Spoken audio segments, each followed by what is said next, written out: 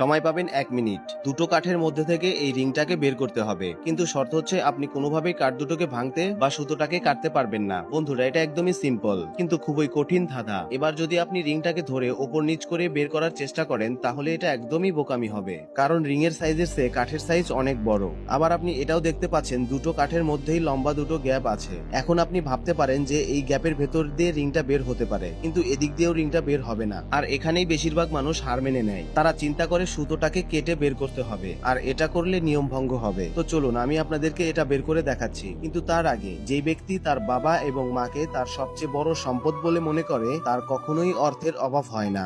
আর আপনি যদি এই কথাটা মন থেকে বিশ্বাস করেন তাহলে অবশ্যই ভিডিওতে একটা লাইক দিয়ে চ্যানেলটা সাবস্ক্রাইব করে দিন। সবার প্রথমে কাঠ দুটোকে এভাবে ধরে বাম সাইডের কাঠ এইভাবে 180 ডিগ্রি ঘোরাতে হবে। তারপর দুটো কাঠের মাঝখানের গ্যাপের ভেতর দিয়ে রিংটাকে এইভাবে নিয়ে আসতে হবে, তাহলে রিংটা বের হয়ে আসবে।